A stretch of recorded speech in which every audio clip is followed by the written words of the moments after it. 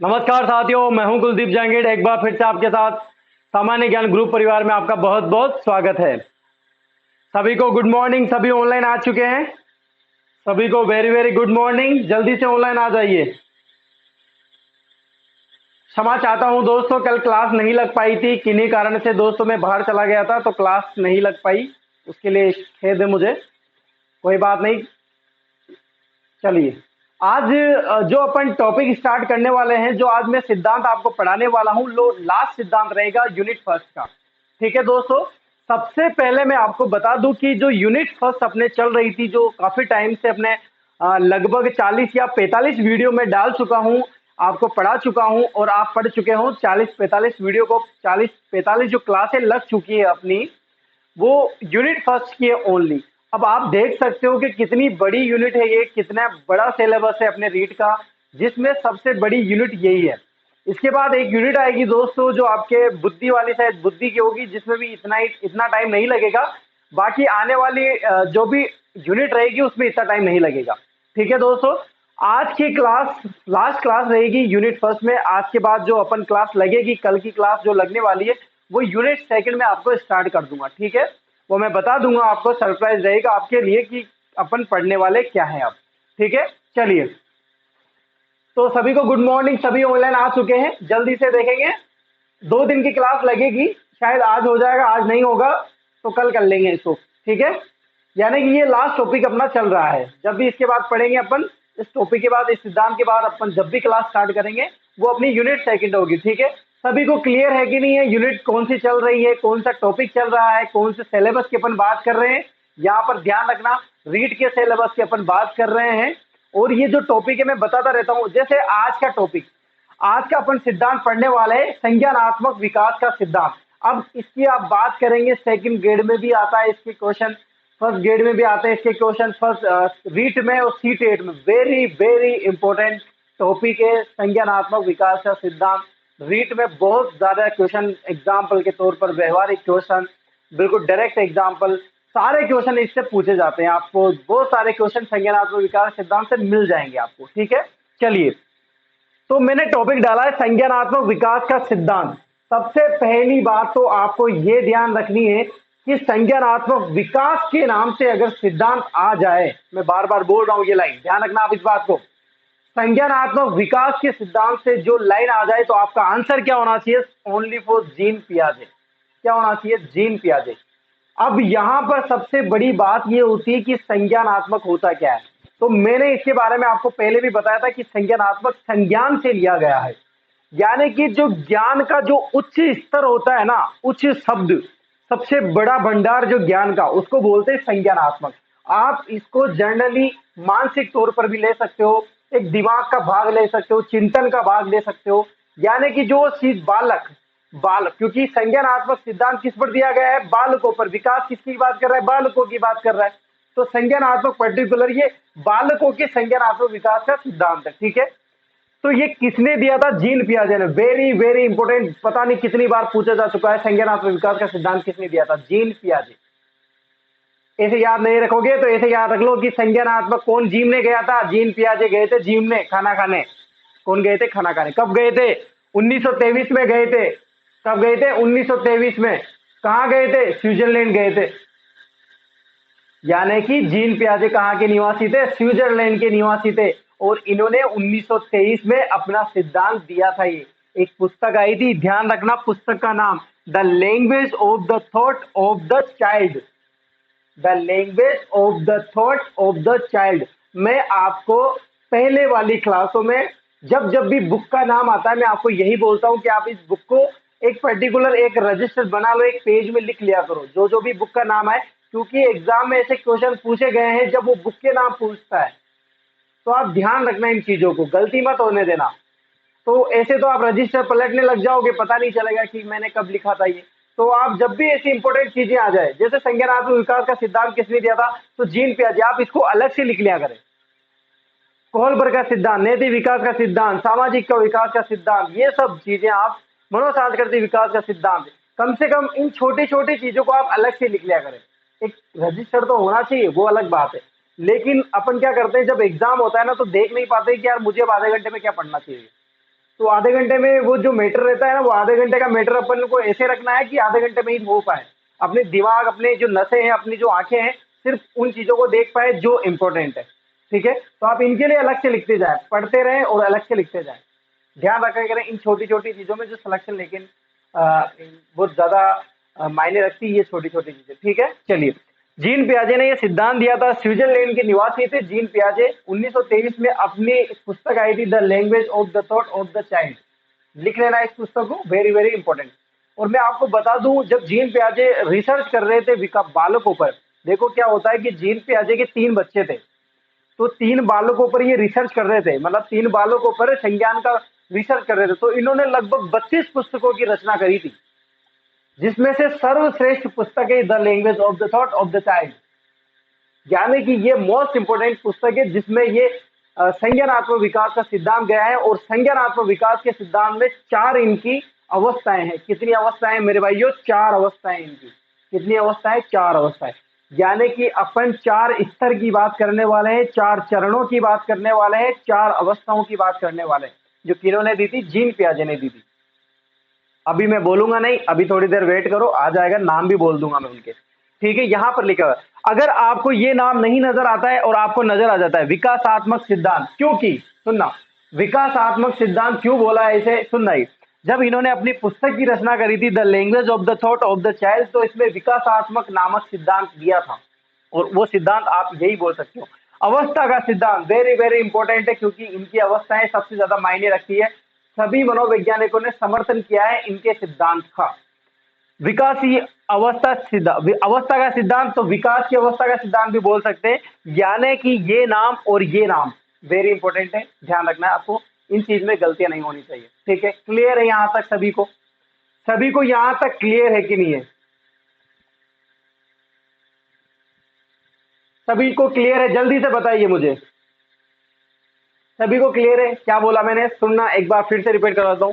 अपन बात कर रहे हैं संज्ञानात्मक विकास के सिद्धांत की। संज्ञानात्मक विकास का सिद्धांत तीनों कौन से मनोवैज्ञानिक ने दिया था? सर्वश्रेष्ठ विकासवादी थे ये। क्या थे? विकासवादी। जीन पियाजे, जिनको बोला जाता है जीन पियाजे। कहाँ के निवासी थे? स्विट्जरलैंड के निवासी थे। 1923 में अपनी एक पुस्तक आई थी, the language of the thought of the child. इसमें इस सिद्धांत का प्रतिपादन किया था। अपने 3 बालकों पर ये रिसर्च कर रहे थे। 3 से याद रखना 32, कितने? 32 पुस्तकों की रचना करी थी, जिसमें सर्वश्रेष्ठ पुस्तक थी ये वाली जो मैंने अब आपको लिखाई है। ठीक है, इस सिद्धांत की बात करें कि संज्ञान क्या होता है? एक ज्ञान का एक भंडार होता है, ज्ञान का एक सर्वश्रेष्ठ स्तर होता है, जिसमें बालक संज्ञान से करता है चीजें। जो भी तर्क वितर्क करेगा वो सोच समझ कर करेगा। बालकों के संज्ञानात्मक विकास का सिद्धांत भी बोला जाता है इसे। और बात करें अगर संज्ञान का, जो अगर अपन बात करें कि संज्ञान क्या होता है, तो आप इसको मानसिक स्तर से भी ले सकते हो। किससे? मानसिक।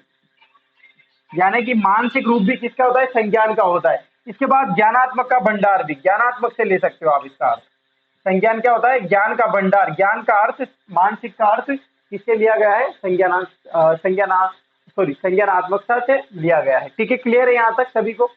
अभी तक मैंने जो बोला, क्योंकि इसमें 2-3 क्वेश्चन इंपोर्टेंट बन रहे हैं आपके, जो आपको क्लियर हो जाना चाहिए। ठीक है, यहाँ तक सभी को क्लियर है कि नहीं है? जल्दी से बताइए मुझे।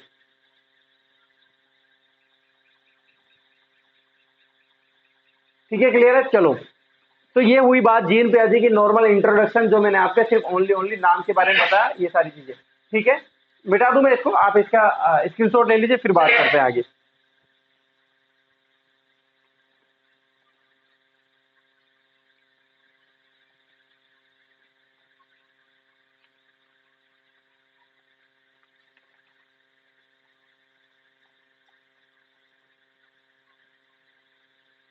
चलिए, मिटा दूं। तो ये हुआ संज्ञानात्मक सिद्धांत के उपनाम, किसने दिया, कब दिया, कौन सी पुस्तक में दिया, ये सारी चीज मैंने आपको बता दी है। ठीक है, समझ में आएगी आपको सभी को?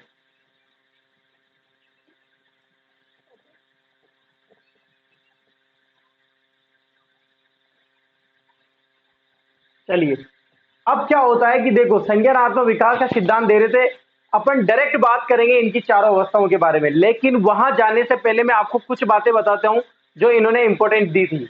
बहुत कम आपको देखने को मिलेगी, लेकिन आपको बतानी जरूरी होती है। कुछ क्वेश्चन वहां, मतलब कुछ चीजें होती है जो वो समझनी बहुत जरूरी थी। ठीक है, इन्होंने जो अपना सिद्धांत था इसको दो भागों में बांटा था। कितने भागों में बांटा था मेरे दोस्तों? दो भागों में। जिसमें पहला था इनके, दो भागों में इन्होंने बांटा था, जिसमें पहला था अनुकूलन, सेकंड था अनुकूलन।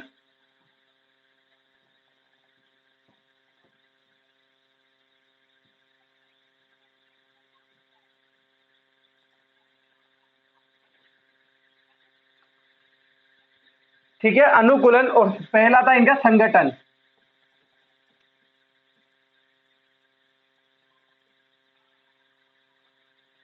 यानी कि इन्होंने क्या करा, दो भागों में बांट दिया था इसको, संज्ञानात्मक विकास सिद्धांत को दो भागों में। ठीक है, दो भागों में इन्होंने बांट दिया था इस सिद्धांत को। अब संगठन क्या है, अनुकूलन क्या है, ये साइकोलॉजिकल जो वर्ड है इनके बारे में जान लेते हैं कि क्या है।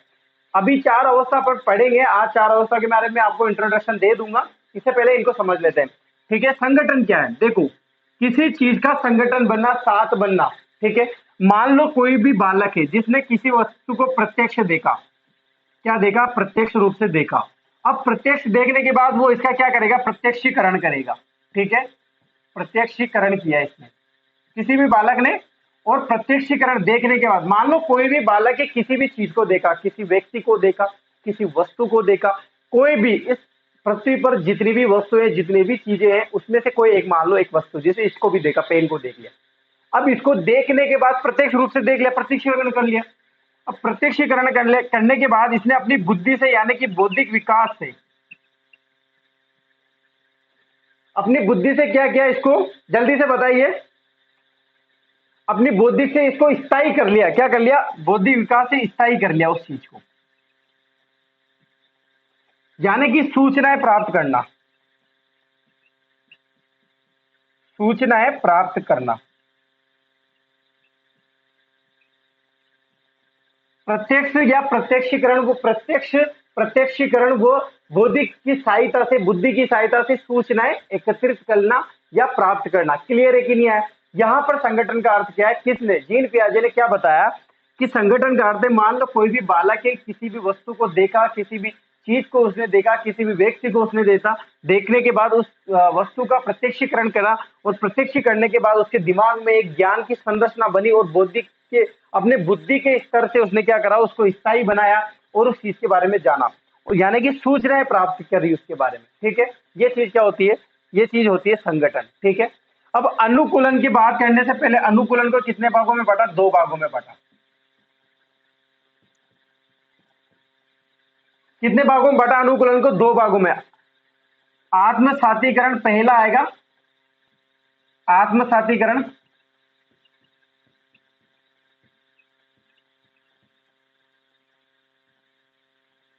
दूसरा आएगा इसमें विशिष्टीकरण। क्या आएगा, विशिष्टीकरण।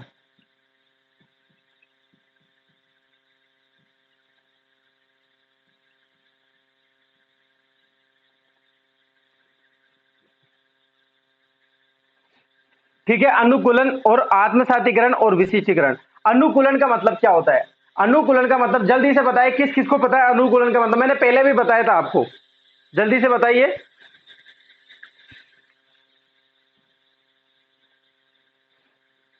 अनुकूलन का मतलब होता है पूर्व ज्ञान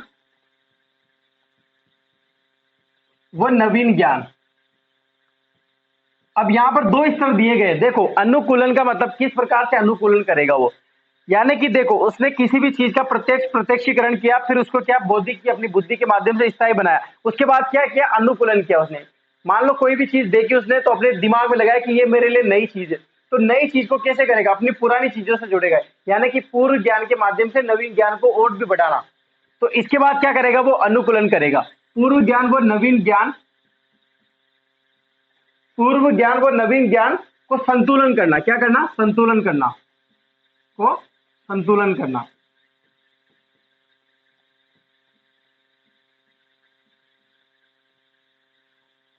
ये क्या हुआ, अनुकूलन करना होता है। ठीक है, अब आत्मसातीकरण क्या होता है, आत्मसातीकरण का मतलब होता है नवीन ज्ञान प्राप्त करना। क्या होता है, नवीन ज्ञान प्राप्त करना। अभी और डिटेल से मैं आपको एग्जांपल देके बना दूंगा। नवीन ज्ञान प्राप्त करना, ये क्या होता है, आत्मसात करना होता है। देखो क्या होता है, मान लो नवीन ज्ञान प्राप्त कर रहा है वो, मान लो कोई बालक है, कोई भी वस्तु को या कोई भी चीज को या किसी व्यक्ति के बारे में किसी भी चीज को जानने की कोशिश करेगा, वो कोई भी बालक एक्स वाई जेड जो भी है, तो वो जब भी उस ज्ञान को प्राप्त करेगा तो नवीन ज्ञान के माध्यम से करेगा, यानी कि पूर्व ज्ञान में जब भी नवीन चीज उसने जानी तो उसके माध्यम से, पूर्व ज्ञान के माध्यम से, यानी कि पूर्व ज्ञान के माध्यम से किया गया ज्ञान नवीन ज्ञान सहायक होता है नवीन ज्ञान में। कौन सा ज्ञान? पहले वाला ज्ञान, यानी कि पूर्ण ज्ञान, पहले वाला पूर्ण ज्ञान नवीन ज्ञान में सहायता प्रदान करता है। तो ये क्या होता है? आत्मसातीकरण होता है। आत्मसात कर लेना उस ज्ञान को। मान लो कोई भी बालक ने कोई फल को देखा, ठीक है, आपने किसी भी फल को दिखाया उसको, कोई भी फल देख लिया, तो बालक ने क्या समझा? ये फल है। अब आपने क्या करा? आम का फल लाके दे दिया उसको, तो वो क्या करेगा? अच्छा ये आम का फल है। फिर आपने नया फल देखा, तो वो क्या करेगा? चीकू दे दिया उसको, तो ये अच्छा चीकू फल है। तो वो आत्मसात करेगा किसको? कि ये भी क्या है? फल है। मैं अभी तक क्या समझ रहा था कि सभी फल है, लेकिन नवीन ज्ञान उसके पास क्या आ गया? कि ये आम का फल है, ये चीकू का फल है, ये अनार का फल है, ये फल है, लेकिन है तो सभी फल। पहले क्या कर रहा था? ये सभी को फल समझ रहा था। तो फल में जैसे पौधा है, एक को पौधा समझा, अब अलग अलग तरह के पौधे आएंगे तो वो नवीन ज्ञान हो जाएंगे। तो उसको सहायता प्रदान कौन करना है? पूर्ण ज्ञान कर रहा है। ठीक है, आपको समझ में आ रहा है सभी को? सभी को समझ में आ रहा है? अपने मतलब अपने जो पूर्ण ज्ञान रहता है, पहले का ज्ञान, उसमें नवीन ज्ञान को शामिल कर लेना ही क्या होता है? आत्मसात करना होता है। मैं बार बार बोलते हैं ना अपन, आत्मसात कर लो इसको, समझ लो इस चीज को, दिल में उतार लो, जिगरे में उतार लो, ध्यान कर लो, ध्यान से देख लो, आत्मसात कर लो, पहले वाले ज्ञान में उस नवीन ज्ञान को फिट कर दो। ये क्या होता है? आत्मसातीकरण हुआ। बिल्कुल लैंग्वेज में आपको मैं इस तरह से बताऊंगा जो आप व्यवहारिक तरीके से सीखते हो। बिल्कुल आपको ऐसा समझ में आ जाना चाहिए कि बिल्कुल सटीक तरह से, किसी को क्लियर है कि नहीं है, मतलब किसी को समझ में आया ये सारी आत्मसातीकरण क्या होता है? मैंने क्या बोला? आत्मसातीकरण करना, दिमाग में डाल लो इस चीज को, मतलब समझ लो इस तरह से। पूर्ण ज्ञान में, पहले वाले ज्ञान में नवीन ज्ञान को डाल दो, बस वही क्या होता है? आत्मसातीकरण होता है। विशिष्टीकरण करना, विशिष्टीकरण क्या? यानी कि नवीन ज्ञान का विस्तार करना। किसका? नवीन ज्ञान का विस्तार करना।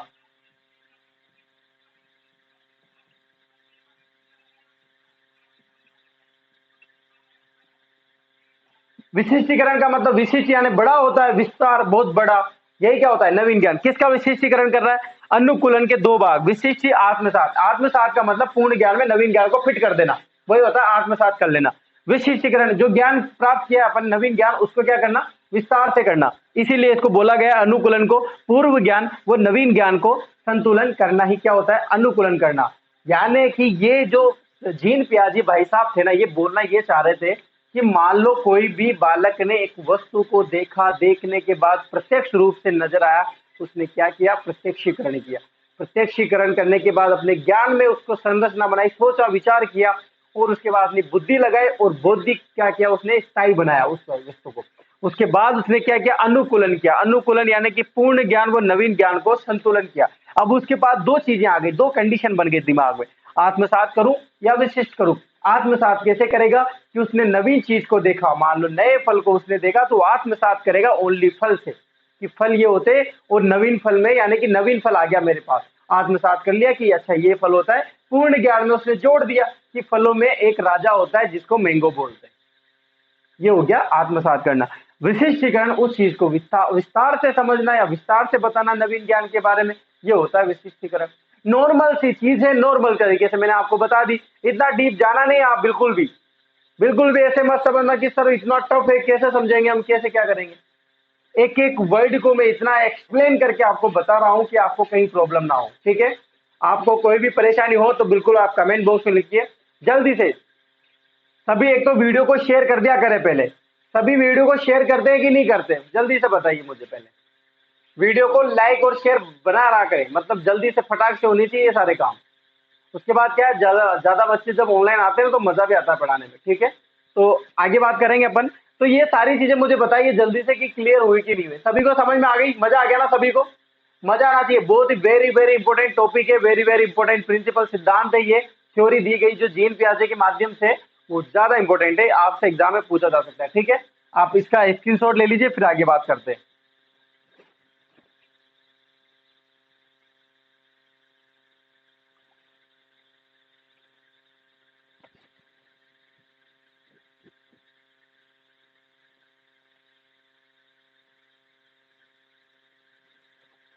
ठीक है, मिटा दूं? चलिए,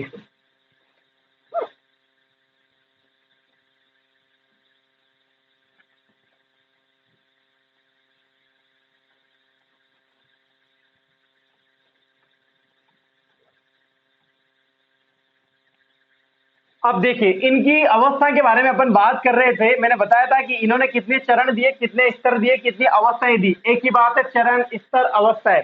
तो इन्होंने अपनी 4 अवस्थाएं दी। कितनी? 4 अवस्थाएं। 4 अवस्थाओं में,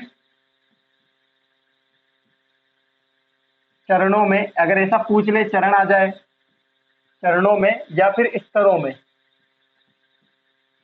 विभक्त किया।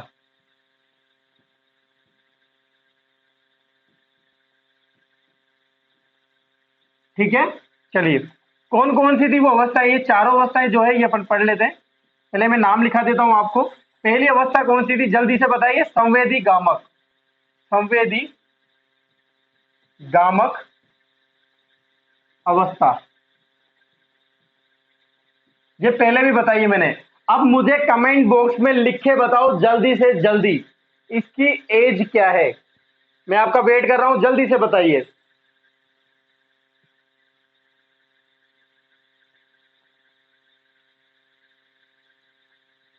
जल्दी से बताइए, संवेदी गामक अवस्था की उम्र क्या है? क्या अवस्था है इसकी? जन्म से 2 वर्ष। 0 से 2 वर्ष मत कर देना, कितनी आएगी? जन्म से 2 वर्ष। ठीक है, संवेदी गामक अवस्था, इसको इंग्लिश में क्या बोलते हैं?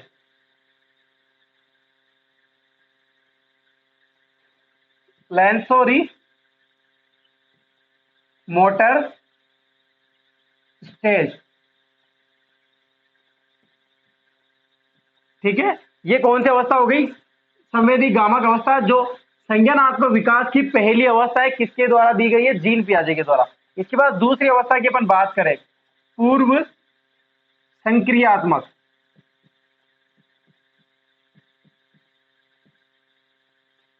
अवस्था। अब मुझे इसकी एज बताइए, जल्दी से जल्दी बताइए, वेट कर रहा हूं मैं आपका। संवेदी गामक अवस्था, पहली अवस्था की अपन ने बात की, जिसकी एज क्या है? जन्म से 2 वर्ष, यानी कि जन्म से 2 वर्ष के बालक रहते हैं, वो संवेदी गामक अवस्था, यानी कि उनका जो विकास होता है वो संवेदियों से तथा गामक क्रियाओं के माध्यम से होता है। मैं आपको अब बताऊंगा आगे। दूसरी अवस्था की अपन बात कर रहे हैं, पूर्व संक्रियात्मक अवस्था। अब पूर्व संक्रियात्मक अवस्था की एज बताइए जल्दी से मुझे।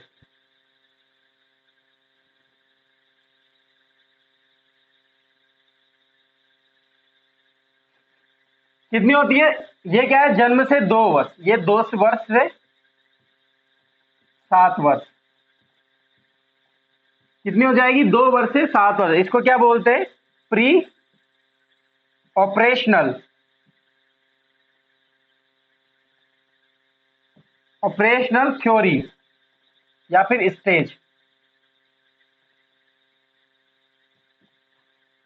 ये कौन सी हुई? पूर्व संक्रियात्मक अवस्था। देखो अब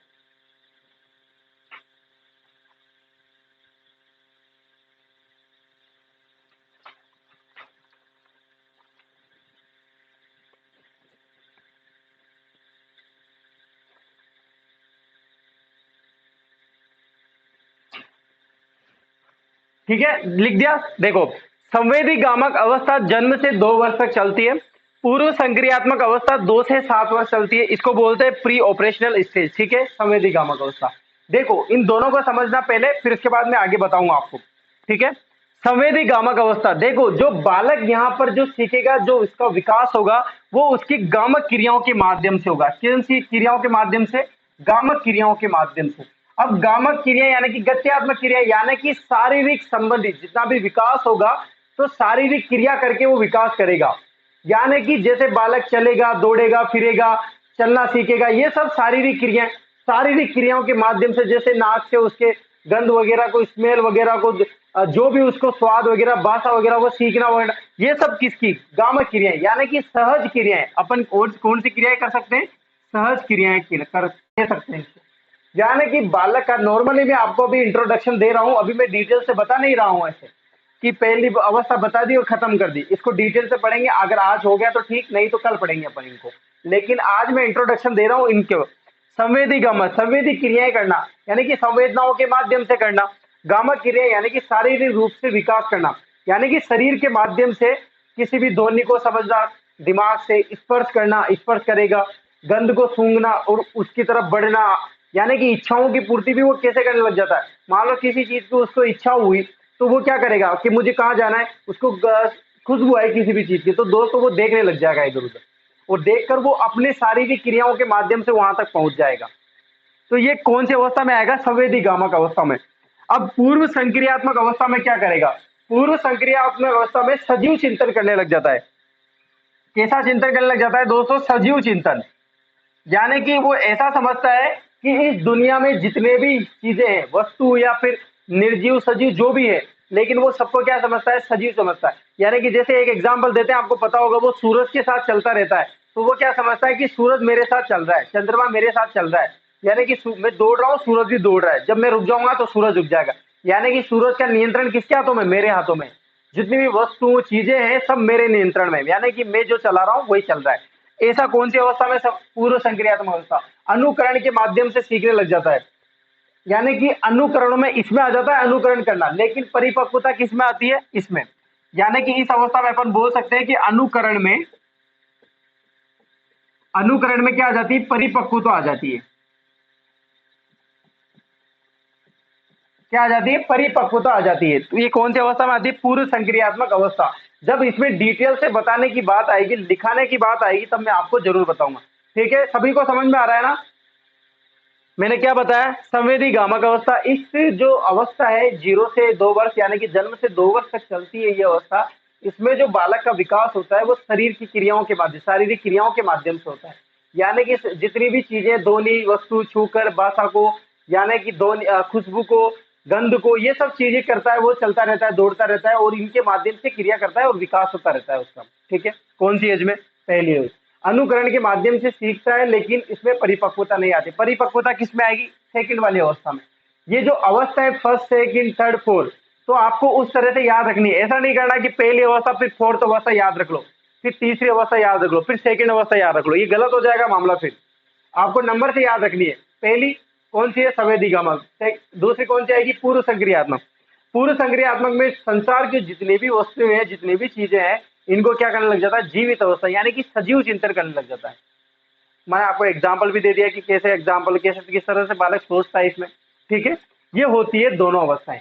अब दो अवस्थाएं आपको और लिखानी है। देखो, संवेदी गामक अवस्थाओं में भी 6 प्रकार की अवस्था हो रहे। कितनी प्रकार की, 6 प्रकार की अवस्था।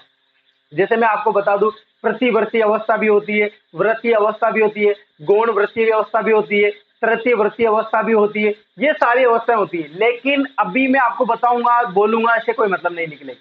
जब मैं आपको नेक्स्ट क्लास में जब इनके बारे में बताने लगूंगा, एक एक अवस्थाओं को अलग से पढ़ेंगे अपन, सारी चीजें लिखने जैसे सिस्टम से बताऊंगा मैं आपको, तब मैं आपको वहां पर बताऊंगा उसके बारे में। अपन यहाँ पर अभी ओनली फोर्थ अवस्था के बारे में अपन बात करते हैं। दोनों अवस्था मैंने आपको बता दी है, दो बाकी अवस्था और है, उसको भी आप समझ लेते। नॉर्मली इंट्रोडक्शन ले लेते हैं। अच्छा, ये इनका नाम क्या है, कुलदीप जहांगीर, क्या एज है, 26 एज है। अच्छा, आगे बढ़ो, ये होगा। बाकी मेरे बारे में जानना पड़ेगा तो आपको डिटेल से पढ़ना पड़ेगा। ठीक है, तो ऐसे अपन इस तरह से करेंगे। नॉर्मल से जान लो आप, पहली संवेदी गामक होता क्या है ये अपन ने जान लिया, पूर्व संक्रियात्मक होता क्या है ये अपन ने जान लिया। अब इसके बारे में बहुत सारी चीजें आएंगी जो मैं आपको एग्जाम्पल तौर पे बताऊंगा, तो अपन नेक्स्ट बताएंगे। ठीक है, सभी को क्लियर है कि नहीं है, सभी को समझ में आया, जल्दी से बताइए। जल्दी समझ, सभी को समझ में आ गया। अब लिख लीजिए आप इसको, दो अवस्था और खत्म कर देते हैं मैटर।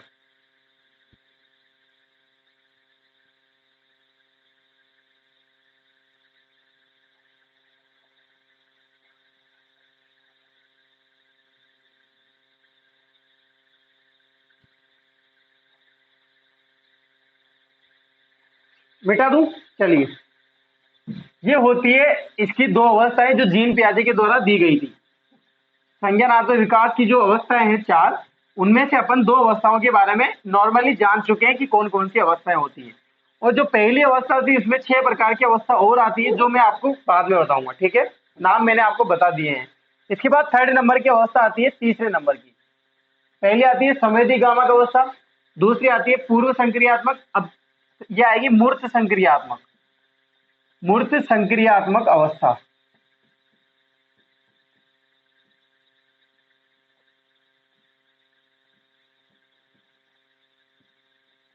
इसकी एज क्या रहेगी, जल्दी से बताइए मुझे। अब एज बताइए इसकी, आप जल्दी से बताइए, मैं वेट कर रहा हूं आपका।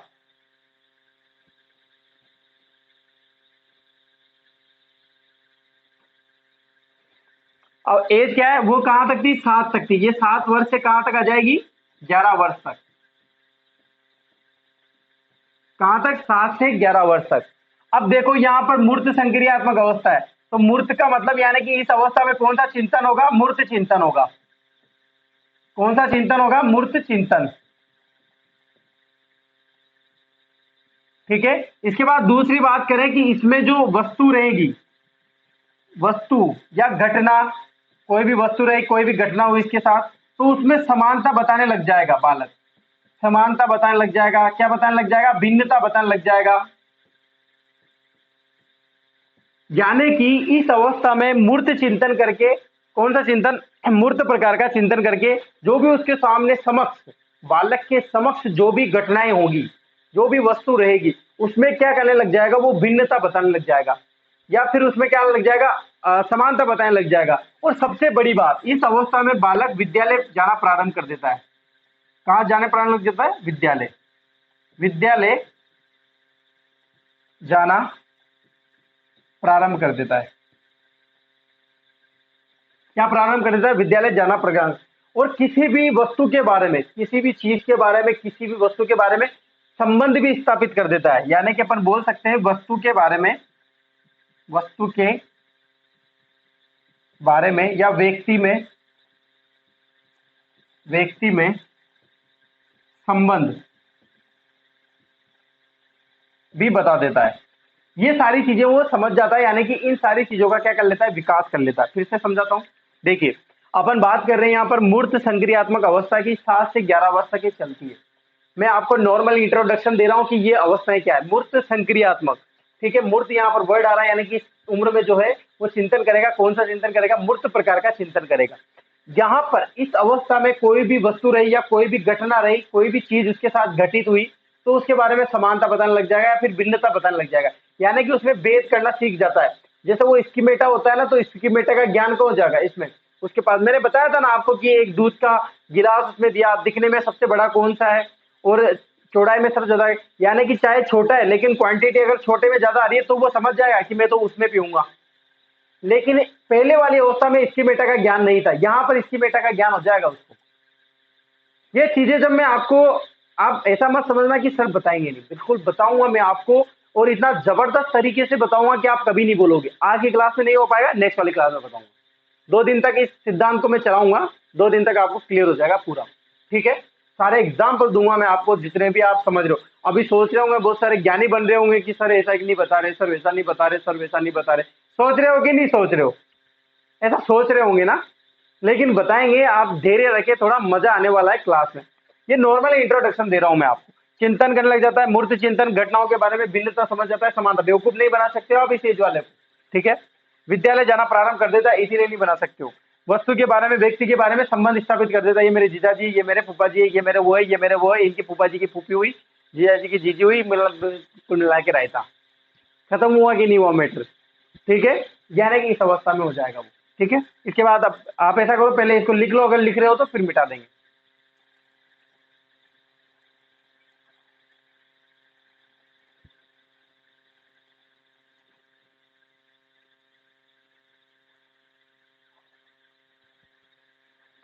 चलिए,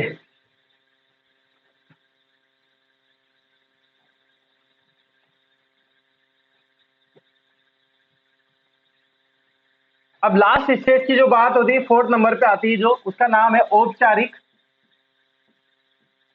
यही बताया था ना मैंने पहले, औपचारिक संक्रियात्मक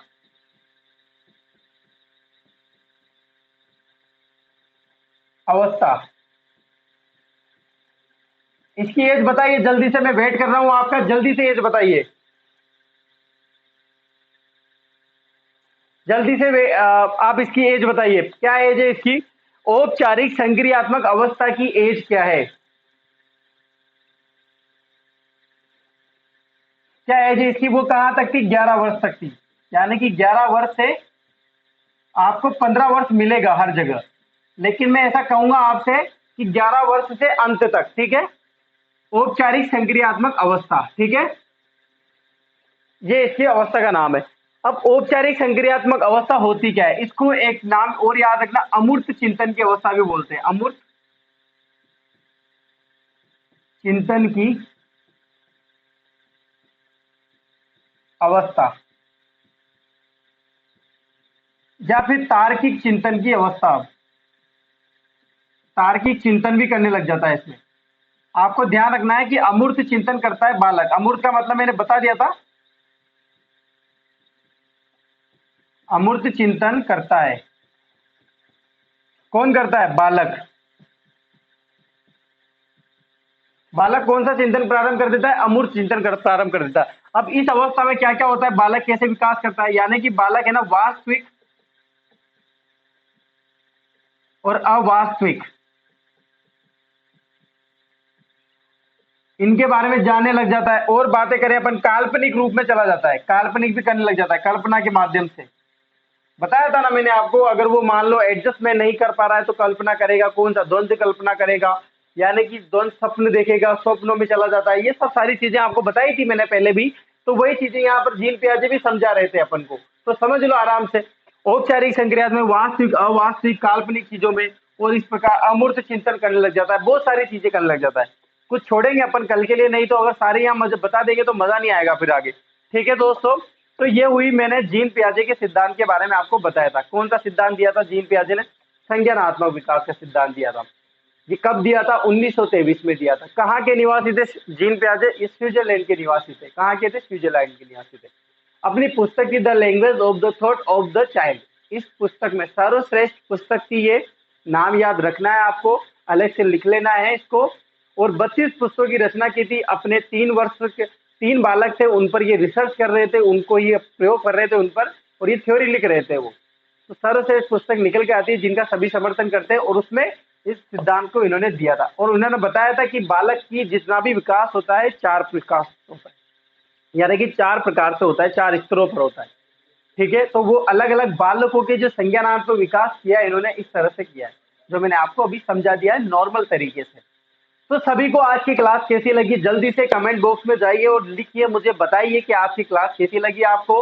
अगर किसी भी प्रकार की कोई प्रॉब्लम हो तो आप मुझे प्लीज बताएं, और इसका समाधान किया जाएगा आपको। ठीक है दोस्तों, किसी भी प्रकार की अगर आपको क्लास में कोई प्रॉब्लम, कोई लाइटिंग में प्रॉब्लम या पढ़ाई में, मेन आप टारगेट रखना प्रॉब्लम में स्टडी को। ठीक है, अगर आपको मैटर कम मिल रहा है या फिर मैटर समझ में नहीं आ रहा तो आप मुझे जरूर बताइए। अगर अच्छा लग रहा है तो प्लीज लाइक कीजिए वीडियो को, शेयर कीजिए ज्यादा से ज्यादा। ठीक है दोस्तों, सभी को गुड मॉर्निंग, राधे राधे, जय श्री राम।